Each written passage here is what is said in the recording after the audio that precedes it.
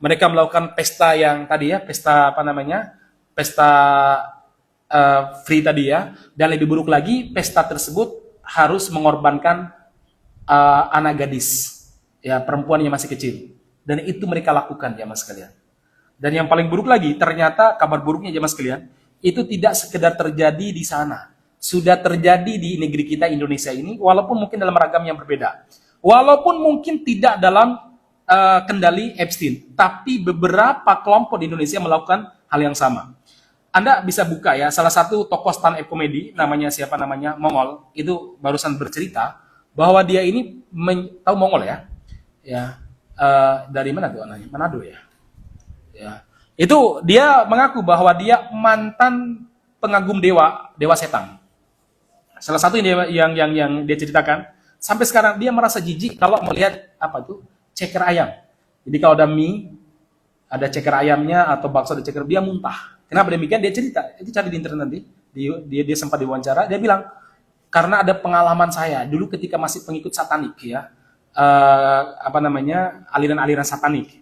Salah satu bentuk ritual yang mereka lakukan adalah, dan dia cerita pernah dihidangkan sop satu mangkok. Ternyata sop tersebut dia pikir, loh kok kayak ada apa tadi? Ceker. Ceker tadi. Ternyata di saat mau dia makan, ceker tadi adalah jari bayi.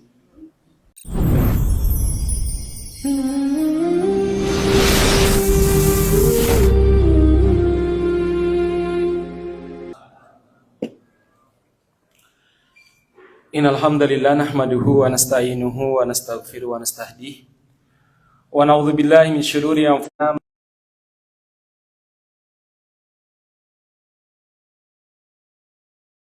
wa asyhadu anna Muhammadan abduhu wa rasuluh. Allahumma salli wa sallim ala nabiyyina Muhammadin wa ala alihi wa ashabihi wa mawalah. Rabbi israh li sadri wa yassir li amri wahlul 'uqdatam min lisani yafqahu qawli. Allahumma fa'na bima 'allamtana wa 'allimna ma yanfa'una wa zidna ilman wa ba'd. Jemaah sekalian, alhamdulillah di kesempatan malam ini kita dimudahkan oleh Allah Subhanahu wa taala untuk duduk bersama, dan ini merupakan sebuah kenikmatan yang luar biasa tak kala kita dikumpulkan dalam suasana iman, suasana Islam, setelah kita sebelumnya diizinkan untuk melaksanakan salah satu kewajiban kita sebagai seorang muslim, yaitu sholat berjamaah. Dan kita berdoa kepada Allah, mudah-mudahan nikmat-nikmat seperti ini senantiasa bersama dengan kita. Ya, mudah-mudahan Allah Subhanahu wa taala terus membimbing kita di atas shiratal mustaqim, apalagi di zaman yang penuh dengan fitnah, yang fitnah tersebut zahir maupun batin. Persis sebagaimana disebutkan oleh Rasulullah sallallahu alaihi wasallam, ta'awwadu billahi minal fitani ma dhahara minha wa ma batan. Mintalah perlindungan kepada Allah Subhanahu wa taala dari berbagai macam fitnah, baik yang nampak maupun yang tersembunyi, yang terlihat maupun yang tidak terlihat. Dan salah satu cara kita untuk bisa selamat dari berbagai macam fitnah tersebut adalah membekali diri kita dengan ilmu, iman, dan ibadah. 3I ini ya, triple I ini adalah sesuatu yang sangat penting ya mas sekalian. Kita bekali diri kita dengan ilmu, karena ilmu benteng terbaik dalam segala kondisi kita, dan ilmu ini cahaya yang menyinari perjalanan kita di tengah kegelapan fitnah yang menyelimuti kita. Kemudian iman, inilah yang membuat kita kokoh untuk melangkah, sementara ibadah itu semacam bekal yang terus kita butuhkan di saat melalui dan menempuh perjalanan yang sangat panjang ini. Panjang sekali karena di antara kita mungkin sudah sejak 70 tahun yang lalu menempuh jalan ini, ada di antara kita yang mungkin 50 tahun yang lalu, ada yang mungkin baru 30 jamaah sekalian. Yang jelas kita sedang menempuh perjalanan yang sangat panjang menuju Allah Subhanahu wa taala. Banyak godaan, baik itu dari arah depan, dari arah belakang, dari arah kanan, arah kiri, maupun dari arah bawah. Nah, inilah jamaah sekalian, kita bekali diri kita dengan ilmu. Yang kedua jamaah sekalian, malam ini tidak sebagaimana biasanya, ini spesial sebelum Ramadan ya. Tarhibnya jamaah Masjid Nur Mira ya, kajian begini ya. Ya, kajian terkait masalah hal-hal yang sangat penting dan sangat urgen untuk kehidupan kita. Sebagaimana yang sering disampaikan oleh para ulama, bahwa kita teman-teman sekalian tidak akan bisa istiqomah di atas siratal mustaqim yang kita minta minimal 17 kali dalam sehari kalau kita tidak memiliki kecerdasan dan kepiawaian dalam dua hal. Satu, kita harus memahami, mempelajari an'amta alaihim, jalan orang-orang yang Allah beri nikmat. Kita kaji, kita pelajari, dan meneladani semaksimal kemampuan kita. Meneladani semaksimal kemampuan kita. Siapakah an'amta alaihim? Mereka yang disebut oleh Allah dalam An-Nisa, minal ladina an'amallahu alaihim minan nabiyyin. Faulaika ma'al ladina an'amallahu alaihim minan nabiyyin, para nabi. Kita alhamdulillah kita kaji sirah di Nur Mirah, banyak sekali kajian sirah di sini juga ada setiap Rabu pertama bersama saya. Kemudian siapa lagi? Siddiqin, ulama-ulama yang jujur. Ya, kita kaji para sahabat, kita kaji para ulama-ulama rabbaniyin. Yang ketiga, wasyuhada, orang-orang yang berjuang di jalan Allah dan mereka syahid di jalannya. Kemudian yang terakhir adalah as-solihin. Ini sisi pertama yang harus kita miliki agar kita bisa istiqomah di atas siratal mustaqim yang kita minta ihdinas siratal mustaqim. Sisi kedua, ya sisi keduanya kita harus mengkaji, mempelajari al-maghdubi alaihim dan ad-dallin. Jalan karakter konspirasi kejahatan akidah orang-orang yang Allah laknat, kemudian orang-orang yang Allah sesatkan. Setelah itu kita berupaya untuk menjauhkan diri kita dan keluarga kita dari jalan orang-orang al-maghdubi alaihim waladdallin. Sebab jemaah sekalian, tujuan pokok di antara diturunkan syariat Islam, di antara maqasidus syariah atau ke maqasidut tasyri', di antara tujuan diturunkan syariat adalah agar kita ini mukhalafah li ashabil jahil. Agar kita bisa berpenampilan beda, bisa berpikir beda, bisa berjalan dengan jalan yang berbeda dengan orang-orang yang dicalonkan sebagai penduduk neraka. Siapa? Al-maghdubi alaihim waladdallin. Dan kita tidak mungkin bisa berbeda dengan mereka kalau kita nggak mengkaji cara mereka berpikir, berkonspirasi, etika dan akhlak mereka yang buruk sekali. Kemudian kita bisa menjauhinya. Nah, jemaah sekalian, di malam ini kita akan mengkaji poin yang kedua tadi, al-maghdubi alaihim waladdallin. Yaitu terkait tentang bagaimana kita mengambil pelajaran sekaligus waspada terhadap konspirasi global. Dan ini bukan sekedar teori konspirasi ya, ini bukan teori jemaah sekalian, ini fakta dan nyata. Dulu sebelum terbongkarnya file Epstein ini, dulu kita menganggapnya sebagai apa ya, sekedar konspirasi jemaah sekalian. Sekedar konspirasi sebelum terbongkarnya. Dulu kita kenal namanya pseudo government, yaitu apa namanya, pemerintahan bayangan. Dulu sampai ada film-filmnya, kemudian ada apa namanya, ada komiknya terkait masalah pemerintahan bayangan. Kita dulu menganggap sebagai teori konspirasi. Ternyata tangan-tangan jahat yang mengendalikan elit-elit global, baik dari kalangan penguasa politik atau kepolitik, atau dari kalangan para pengusaha, atau dari kalangan artis yang menjadi role model dari masyarakat sekarang, ya artis-artis yang dianggap sebagai apa namanya, sebagai orang yang diikuti trennya oleh masyarakat. Ternyata di belakang mereka ini ada pengendali-pengendali tangan-tangan gelap, jamaah sekalian. Nah baik, kita sekarang masuk pada materi saya ya, yaitu The Epstein Files, mengungkap jaringan gelap elit global. Ya, rangkuman investigasi, operasi intelijen dan analisis moral dari dokumen Jeffrey Epstein sejak 2024.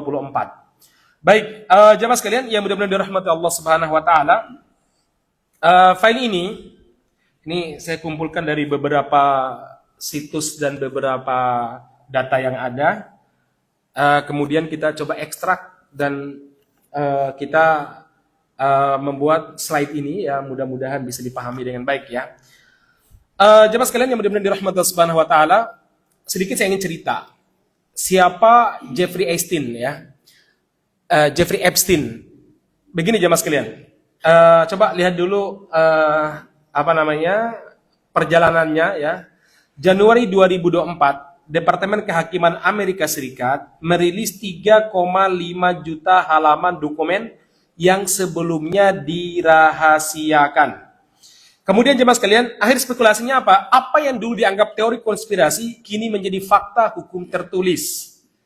Lingkup investigasinya apa? Melibatkan investigasi budaya pop, ya. Analis intelijen ini saya pakai namanya Ismail Arafah. Ini salah satu tokoh muda yang sangat kuat analis intelijennya di Timur Tengah. Dan demikian juga saya memakai tinjauan dampak sosial dari Profesor Dr. Iyad Al-Kunaibi. Beliau ini profesornya dan doktornya di bidang farmasi, ya. Cuma beliau hafid Quran, hafal hadis, ya. S2, S3-nya di salah satu negara bagian Amerika Serikat. Seingat saya kalau nggak di Texas, di Kanada. Dan beliau ini betul-betul hidup di kalangan orang-orang Barat dan melihat bagaimana karakter mereka, ya. Yang pada akhirnya nanti beliau menjadi tokoh ternama, ya. Yang sekarang beliau masih hidup, ya. Yang mudah-mudahan jemaah sekalian yang mudah-mudahan dirahmati Allah Subhanahu wa taala, peringatan dininya apa? Materi kajian kita ini mengandung deskripsi kejahatan sistemik yang mungkin mengganggu cara kita berpikir, mungkin gitu, ya. Baik. Jemaah sekalian yang mudah-mudahan dirahmati Allah Subhanahu wa taala. Nah, kalau kita berpikir secara waras, kalau dia memang kaya dari awal, nggak mungkin kan orang kaya itu memilih jadi seorang guru, itu repot banget, ya. Apalagi zaman sekarang, yang dimana nasib guru itu tidak seindah pegawai MBG kan begitu. Ya, untuk sekarang loh, ya, di Indonesia, ya, tidak mungkin jamaah sekalian. Ya. Nah, masyarakat muslimin yang mudah-mudahan dirahmati Allah Subhanahu wa taala, lalu dia membeli sebuah pulau yang dia atasnamakan pribadi, dan pulau tersebut dia bangun semacam hotel, penginapan, tempat panti pijat dan lain sebagainya. Disitulah dia mulai melakukan konspirasi jahatnya, yaitu apa? Dia mengundang, ya, dia setelah mempelajari, tentu dia tidak mungkin sendirian, dia mempelajari karakter, psikologi dan lain sebagainya para pemimpin dunia, baik dari kalangan presiden, dari kalangan ahli politik, dari kalangan tadi, ya, keluarga kerajaan seperti di Timur Tengah maupun di Eropa, dan dia juga mengkaji dan mempelajari para pengusaha, karakter mereka, kecenderungan mereka, demikian juga kecenderungan para selebriti internasional. Dan itu tidak mungkin dia lakukan sendirian, pasti by tim di belakang dia. Dia kemudian mulai menyurati tokoh-tokoh yang sudah dikaji dan target tadi jamaah sekalian, ya. Nah, maka mereka pun terjaring untuk mengadakan pesta dan untuk menghadiri undangan Epstein di di Pulau Dia yang disebut sebagai Satanic Island, ya, sebagai pulau setannya dia. Nah, siapa tokoh-tokoh tersebut? Banyak sekali, ya. Lihat, ya, ada pangeran Andrew, ya. Kemudian demikian juga ada Bill Clinton. Kalau Bill Clinton jelas, ya. Kemudian demikian juga Donald Trump, ya, Donald Trump. Ada tokoh semacam ilmuwan, ya, ilmuwan ahli fisika, Stephen Hawking. Ada juga pemilik teknologi yang sangat canggih sekarang, Bill Gates. Demikian juga salah satu pengusaha kaya yang namanya sedang naik daun karena dia berada di belakang Donald Trump, yaitu Elon Musk, ya. Beberapa selebriti lainnya seperti Michael Jackson, kemudian Woody Allen, dan beberapa tokoh-tokoh lainnya, termasuk beberapa tokoh di Indonesia disebutkan. Walaupun peran mereka semuanya berbeda. Jadi nggak semua yang disebutkan dalam dalam file Epstein tersebut, mereka memiliki peran yang sama. Nggak, beda-beda perannya, ya. Baik, jamaah sekalian yang mudah-mudahan dirahmati Subhanahu wa taala. Sekarang pertanyaannya, apa yang mereka lakukan di tempat tersebut? Ya, apa yang mereka lakukan di pulau tersebut?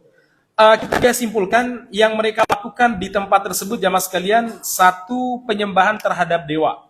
Mereka melakukan ritual-ritual yang sangat mengerikan, dan itu sudah banyak saksinya, yang melakukan ritual-ritual yang sangat mengerikan, penyembahan terhadap dewa yang disimbolkan dengan burung hantu, dan ada juga di antara patung-patung yang disimbolkan dengan manusia yang memiliki dua tanduk, ya, dengan telinga dan wajah yang sangat seram sekali, yang kemudian dianggap sebagai jelmaan dari dewa Baal ataupun Baal, ya. Nah, atau mereka sebut sebagai dewa Molok, ya. Ini merupakan sebuah dewa yang diyakini pada zaman kaum Kan'an. Kaum Kan'an itu zamannya Nabi Ilyas dan nabi-nabi sebelumnya, itu memiliki keyakinan yang sangat kuat bahwa dewa-dewa ini yang saya sebutkan tadi, baik dewa Baal ataupun dewa Baal, sebagaimana disebutkan dalam Al-Quran, yaitu atad'una ba'lan wa tadaruna asal khaliqin. Kenapa kalian itu menyeru untuk tunduk kepada dewa Baal dan meninggalkan Allah Subhanahu wa taala sebagai sebaik-baiknya zat pencipta? Nah, ini mereka lakukan Mas. Saya akan cerita nanti ya. Jadi mereka melakukan ritual-ritual yang sangat mengerikan terhadap dewa-dewa yang dianggap sebagai dewa pelindung, dewa yang memiliki kekuasaan tak terbatas, kemudian dewa kesuburan, kemudian dewa dewa kekayaan. Ini namanya dewa Baal. Ya, karena pada zaman dulu kalau kita baca dewa Baal, itulah dewa yang diyakini sebagai satu sumber kesuburan. Yang kedua, pengatur kekayaan. Kemudian dewa Baal diyakini sebagai pemilik kekuasaan tak terbatas. Itu diyakini oleh kaum Kan'an pada zaman dulu, yang sekarang menjadi simbol mereka sekarang. Apalagi Epstein itu menjadikan nama Baal ataupun Baal ya, itu sebagai kode bank dia. Jadi kode banknya adalah Baal ya, dewa Baal, jamaah sekalian. Nah, awalnya Epstein menjanjikan ini adalah pulau yang tanpa hukum dan mereka akan diprivasi, tidak ada foto, tidak ada video, tidak ada rekaman. Ya, sehingga para elit global tadi ketika sampai di situ, mereka melakukan fantasi liarnya dengan berbagai macam pesta dan perbuatan yang saya sebutkan tadi. Dan jemaah sekalian, ternyata Epstein telah menjebak mereka, dan ketika FBI datang ke pulau tersebut kemudian melakukan penyelidikan, di semua kamar, di setiap titik, baik itu di lorong gang, lorong hotel, sampai kamar mandi, tempat pemijatan, di mana-mana itu ada kamera tersembunyi, sangat tersembunyi sekali, dan itu tidak mungkin dilakukan oleh siapa? Oleh Epstein seorang, jamaah sekalian. Pasti semuanya by tim. Nah, jamaah sekalian, mudah-mudahan dirahmati Subhanahu wa taala, kamera tersembunyi inilah yang menjadi pengendali dan mendikte masyarakat global. Ya, maka jemaah sekalian, core analisisnya apa? Epstein diduga kuat bekerja sebagai aset intelijen Mossad ataupun CIA untuk mengumpulkan material pemerasan, blackmail terhadap pemimpin dunia. Maka salah satu peneliti yang saya ambil, yaitu namanya Ismail Arafah, peneliti muda, dia mengatakan Mossad memiliki CD, maksudnya aib dari setiap elit di Amerika Serikat dan elit dunia, termasuk di Timur Tengah. Karena ternyata disebutkan juga di sana ya, beberapa tokoh di Timur Tengah, ya di antaranya tokoh di Saudi, demikian juga tokoh di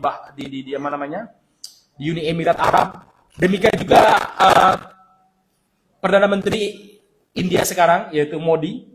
Ini semacam honey trap ya, ini operasi intelijen. Maka disebutkan di sini, fakta pendukungnya, koneksi Mossad, hubungan erat dengan Robert Maxwell, ayah Ghislaine, aset Mossad dan Ehud Barak. Ya, jemaah sekalian, tujuannya apa? Mengontrol kebijakan global melalui aib para pemimpin tersebut. Ya, salah satu yang dia lakukan dan dia membiayai jutaan dolar, penelitian bagaimana mengkoneksikan pikiran manusia dengan layar komputer. Jadi bisa dilihat kira-kira di pikiran sama orang itu bisa dilihat dengan file yang ditanam di tubuh orang, kemudian bisa dilihat di komputer ya. Sehingga dia bisa mengendalikan pemikiran orang sampai seperti itu. Dia ingin mengendalikan pemikiran manusia. Nah, jemaah sekalian yang mudah-mudahan dirahmati Allah Subhanahu wa taala, demikian juga jemaah sekalian yang mudah-mudahan dirahmati Allah Subhanahu wa taala, dia bekerja sama dengan salah seorang peneliti namanya Joe Range. Kok nggak nampak ya?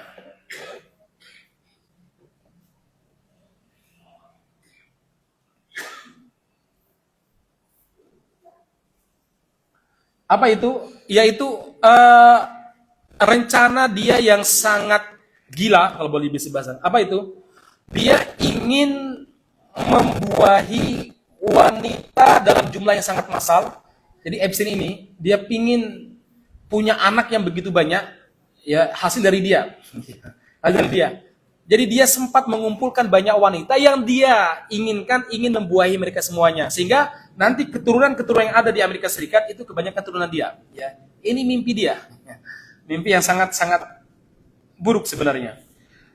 Jemaah sekalian yang mudah-mudahan dari rahmat Subhanahu wa taala, analisisnya apa? Ini bukan sekedar nafsu seksual, melainkan upaya menjadi Tuhan melalui rekayasa genetika. Ini keinginannya siapa namanya? Epstein. Nah, jemaah sekalian yang mudah-mudahan dari rahmat Allah Subhanahu wa taala, baik, sekarang kita masuk pada beberapa kajian keislaman. Ini kan fakta yang saya bicarakan tadi. Sekarang kita masuk pada kajian keislaman kita. Yang pertama tadi ada Dewa Baal. Sebenarnya Dewa Baal itu seperti apa? Tadi saya sebutkan salah satu ayat dalam surat Shofat. Atada'una ba'lan wa tadaruna ahsanal khaliqin. Ini dialog antara Nabi Ilyas dengan kaumnya pada saat itu. Bagaimana mungkin kalian itu mengajak manusia untuk tunduk kepada Dewa Baal dan meninggalkan Allah Subhanahu wa taala sebaik-baiknya zat pencipta. Nah, sekarang Dewa Baal, saya sedikit mengulangi lagi. Dewa Baal dulu ada simbolnya dengan berbagai macam bayangan dan imajinasi manusia. Kadang Dewa Baal digambarkan sebagai burung hantu. Kadang juga ada Dewa Baal, tapi tolong dikaitkan dengan salah satu korps di polisi yang ada burung hantunya ya. Itu silakan terserah Anda ya. Kemudian jemaah sekalian, Dewa Baal kadang dipersepsikan atau digambarkan seperti laki-laki yang tidak manusia yang tidak jelas jenis kelaminnya, nggak laki nggak perempuan, dengan memiliki kekuatan tertentu. Misalkan dia memegang ular, memegang apa, nanti Anda cari aja di internet ya. Seperti apa sih gambaran orang terhadap Dewa Baal? Ya sesuai dengan persepsi mereka. Sekarang pertanyaannya, Dewa Baal yang disimbolkan dalam beberapa bentuk tadi, sebenarnya ada keyakinan apa di balik itu semuanya? Keyakinan pertama adalah Dewa Baal ini memiliki kekuasaan tak terbatas. Memiliki kekuasaan tak terbatas. Maka orang-orang dulu, para tokoh, kaum Mala, ya, kaum Mala. Mala itu kalangan elit, ya. Dalam Al-Quran disebutkan ya, wa idza aradna an nuhlika qaryatan amarna mutrafiha fafasaku fiha fahaqqa 'alaihil qawlu fadammarna 'alaiha tadmira. Kaum Mala ya. Kemudian jemaah sekalian yang kedua, Dewa Baal dianggap sebagai dewa kesuburan. Jadi siapa yang ingin punya anak, ya punya keturunan atau lain sebagainya, minta sama Dewa Baal. Yang ketiga, pada zaman dulu Dewa Baal dianggap sebagai dewa yang bisa menghasilkan buah, menghasilkan ternak yang sangat banyak. Jadi intinya masalah hidup lah, dunia lah, itu Dewa Baal. Nah kemudian berikutnya, bagaimana orang-orang zaman dulu, ini kita bicara zaman dulu, baru kita kaitkan zaman sekarang, itu bertakarub kepada Dewa Baal. Apa bahasa takarub itu? Melakukan persembahan kepada Dewa Baal, agar mendapatkan apa yang mereka inginkan. Ada banyak cara yang mereka lakukan, tapi setidaknya terkumpul dalam 2 kalimat. Satu, mereka melakukan namanya kanibalisme. Jadi supaya diridhoi oleh Dewan Baal, mereka harus melakukan kanibalisme. Yang kedua, yang mereka lakukan adalah apa? Dengan cara, melakukan pesta ya dengan berbagai macam orientasi seksual, mau laki perempuan, mau sama-sama laki dan sebagainya, itu namanya persembahan kepada Dewa Baal. Nah sekarang kita kaitkan dengan Epstein. Apakah itu terjadi? Terjadi. Yang pertama tadi ya, Epstein menggunakan kode Baal itu sebagai apa? Sebagai kode banknya. Yang kedua, melakukan ritual-ritual sebagaimana kaum pagan pada zaman Yunani kuno ataupun Romawi kuno, jemaah sekalian, ya zaman Romawi kuno, ya sebagaimana sekarang tadi ya, kanibalisme. Mereka melakukan pesta yang tadi ya, pesta free tadi ya, dan lebih buruk lagi, pesta tersebut harus mengorbankan anak gadis, ya perempuan yang masih kecil, dan itu mereka lakukan jemaah sekalian. Dan yang paling buruk lagi, ternyata kabar buruknya jemaah sekalian, itu tidak sekedar terjadi di sana, sudah terjadi di negeri kita Indonesia ini, walaupun mungkin dalam ragam yang berbeda, walaupun mungkin tidak dalam kendali Epstein, tapi beberapa kelompok di Indonesia melakukan hal yang sama. Anda bisa buka ya, salah satu tokoh stand up comedy, namanya siapa namanya, Mongol, itu barusan bercerita bahwa dia ini tahu Mongol ya, dari mana tuh anaknya, Manado ya. Itu dia mengaku bahwa dia mantan pengagum dewa setan. Salah satu yang dia ceritakan, sampai sekarang dia merasa jijik kalau melihat apa tuh ceker ayam. Jadi kalau ada mie, ada ceker ayamnya atau bakso ada ceker, dia muntah. Kenapa demikian? Dia cerita, itu cari di internet nanti. Dia sempat diwawancara, dia bilang karena ada pengalaman saya dulu ketika masih pengikut satanik ya, aliran-aliran satanik. Dan dia cerita pernah dihidangkan sop 1 mangkok. Ternyata shop tersebut dia pikir, loh kok kayak ada apa tadi? Ceker tadi. Ternyata di saat mau dia makan, ceker tadi adalah jari bayi yang harus dihabiskan. Ini nggak usah jauh-jauh di negeri kita aja mas kalian. Yang kedua, untuk mendapatkan ridho setan, mereka melakukan, mohon maaf tadi, pesta free sex. Nggak usah jauh-jauh lah, yang paling tradisional di Jawa Tengah ada nggak? Masih ingat Kemukus? Ya, masih ingat apa tadi? Balaan, hampir mirip ya. Kalau di Al-Quran ba'la, kalau ini balaan. Ya. Saya pernah diceritakan oleh salah seorang yang ibu bapaknya pernah menjadi juri kunci kuburan Bala. Ya, mana? Balaan. Di mana tuh, Pak? Oh, di sana ya. Ya. Kok ngerti? Wis tahu. Ya. Baik. Ada ritual-ritual aja Mas, ritual-ritual terhadap penyembahan setan. Itu banyak terjadi. Ya, banyak terjadi. Sebenarnya di Indonesia jauh sebelum kemerdekaan, pada zaman Majapahit juga banyak. Buktinya apa? Salah satu bukti yang disebutkan oleh sejarawan adalah apa? Candi Ceto. Candi Ceto itu Anda lihat gambar apa namanya? Ya, yang tidak genah. Itu bagian daripada keyakinan mereka untuk mendapatkan restu dewa, maka mereka harus melakukan ritual tadi ya Mas sekalian. Baik, saudara sekalian yang mudah-mudahan dirahmati Allah Subhanahu wa taala. Jadi poin intinya apa? Poin intinya adalah upaya untuk mengembalikan manusia pada masa jahiliyah, yaitu menyembah mitos atau menyembah patung. Masyarakat muslimin, ini kita diingatkan dengan sabda Nabi Muhammad SAW dalam sebuah hadis. Apa kata beliau? La taqumus saah. Tidak akan terjadi kiamat. Tidak akan terjadi kiamat. Hatta ya ta'buda qabailu min ummati al-authan. Sampai ada sebagian dari umatku, Rasul menyebutkan umatku. Berarti itu adalah umat Islam yang mengaku sebagai muslim. Mereka apa? Ta'budul authan. Mereka kembali menyembah berhala. Yang dipakai oleh Rasulullah bukan asnam. Dalam bahasa Arab itu ada namanya sonam atau asnam, tapi juga kadang wathan ataupun ausan. Apa bedanya? Kalau sonam tuh tadi patung yang jelas-jelas patung, kayak patung Yesus, kayak patung apa namanya? Patung Pak Soekarno ya. Itu namanya sonam. Nah, tapi ada yang lebih luas lagi, namanya wathan ataupun ausan. Apa itu? Itu berhala. Bisa tempat yang dikeramatkan atau bisa kuburan yang dikeramatkan. Makanya Nabi Muhammad pernah berdoa sebelum beliau wafat. Apa kata beliau? Allahumma la taj'al qabri wathanan yu'bad. Ya Allah, jangan jadikan kuburanku sebagai wathan, sebagai berhala yang disembah. Jadi bukan patung, tapi wathan itu tadi sesuatu yang mungkin nilai mistis, punya kekuatan, punya kendali. Itu namanya wathan. Ya, Baal lebih identik wathan daripada sonam. Ya, lebih identik apa? Wathan daripada sonam.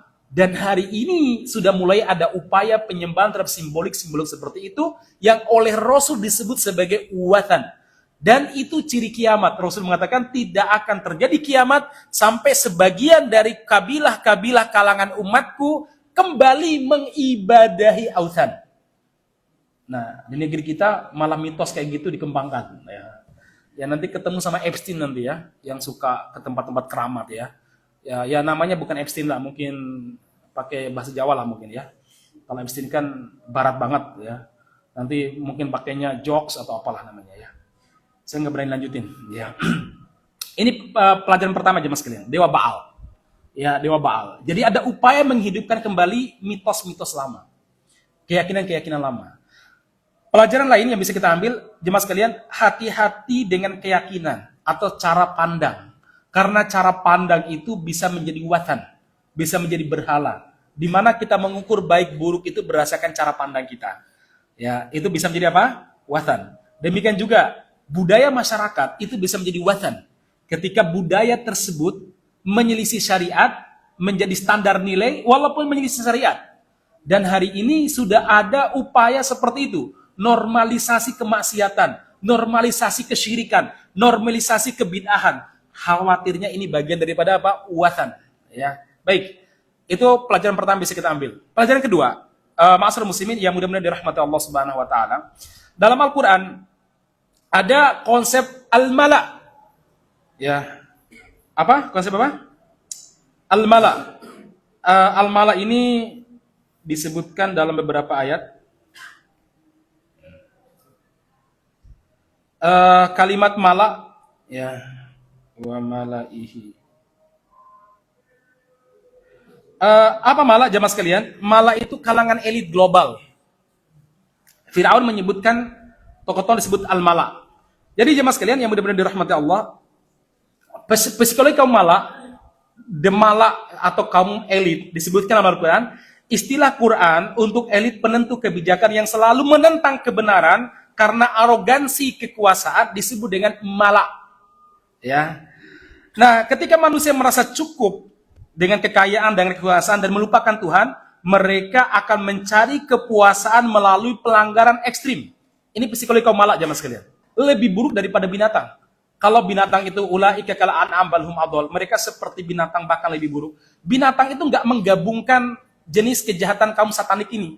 Contoh, kalau ada binatang yang suka makan yang suka makan daging sendirinya, seperti taruhlah misalkan singa, misalkan gitu ya. Tapi mereka tidak melakukan kejahatan lain, yaitu apa? Yaitu melakukan hubungan sesama jenis, keburukan atau kejahatan yang biasa dilakukan oleh manusia. Mereka pasti mencari yang ekstrim. Siapa pemilik X tadi?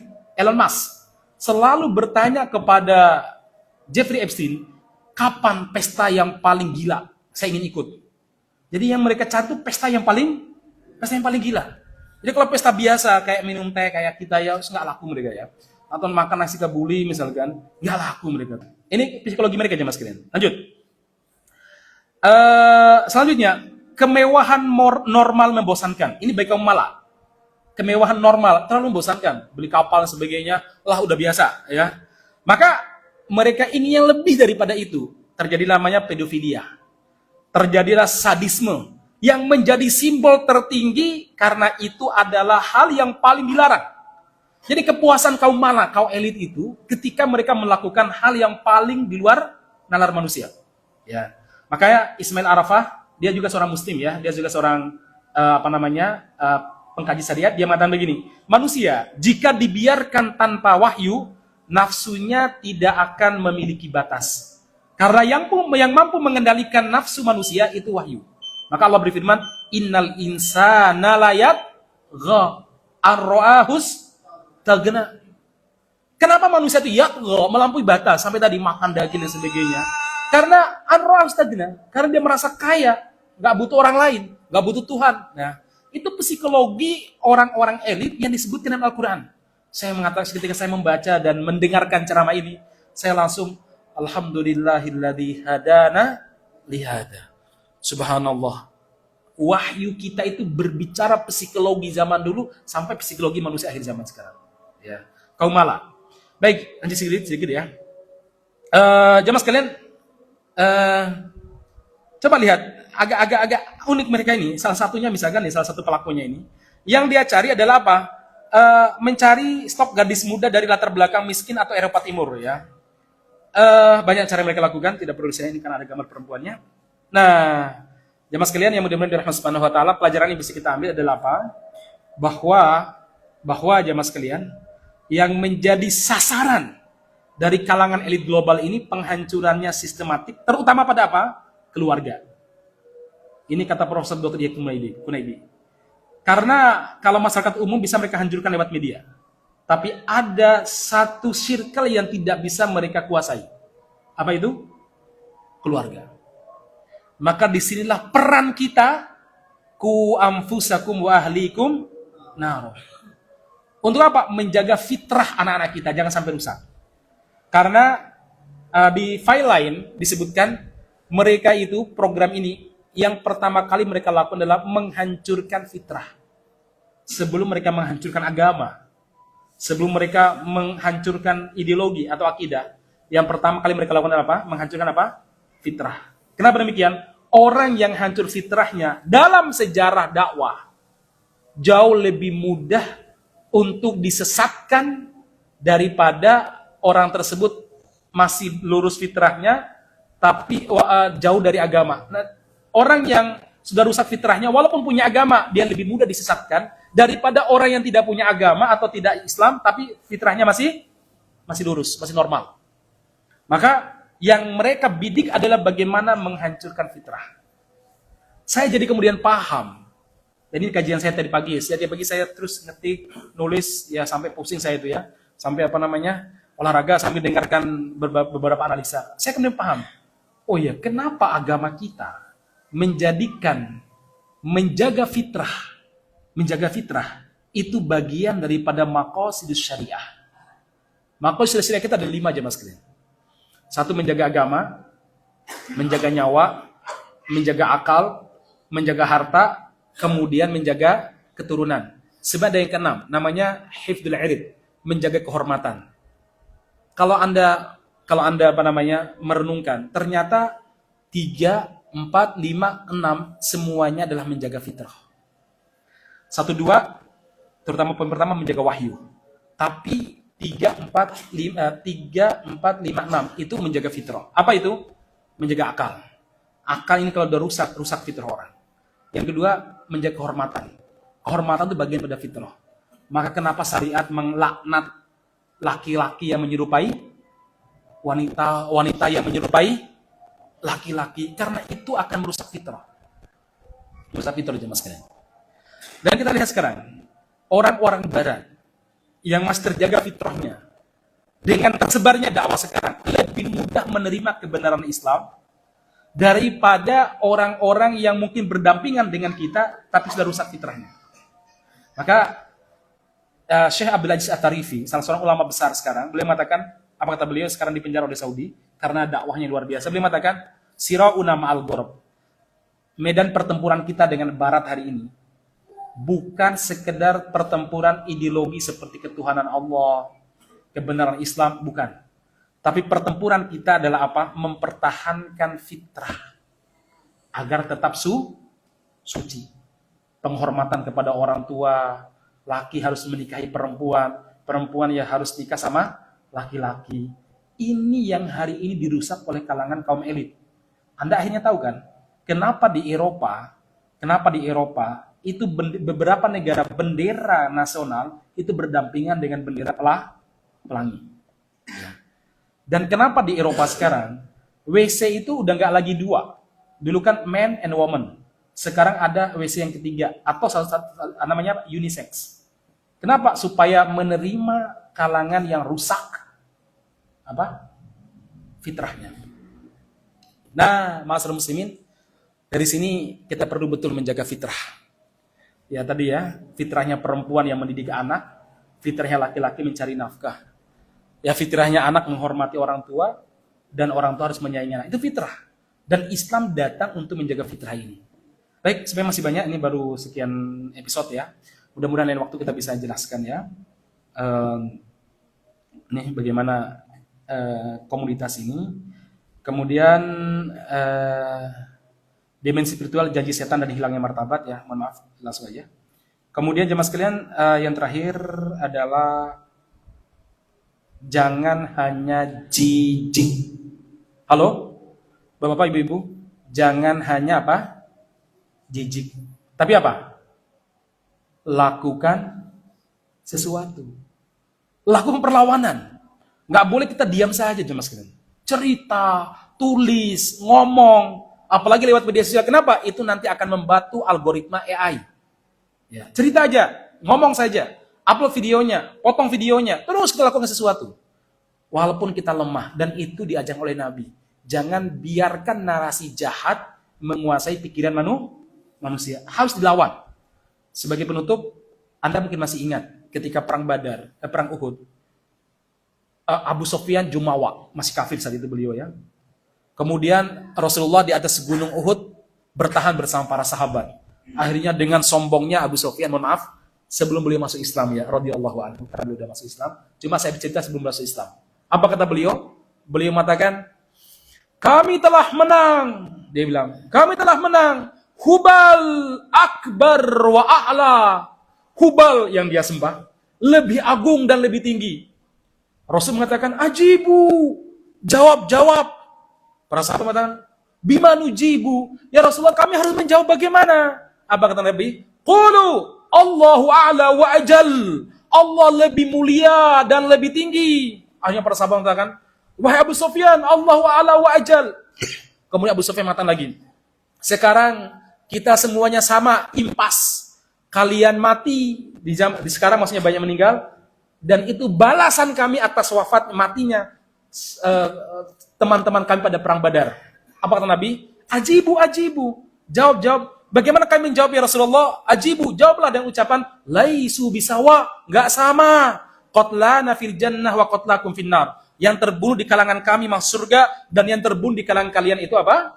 Masuk neraka. Dan jawab kata Rasulullah, Allahu maulana wala maula lakum. Allah adalah pemimpin kami dan kalian tidak punya pemimpin.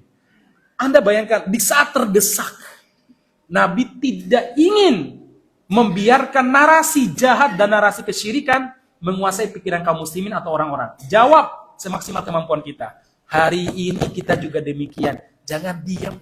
Jangan sekedar jijik, tapi lakukan perlawanan. Dengan cara apa? Terutama dengan media.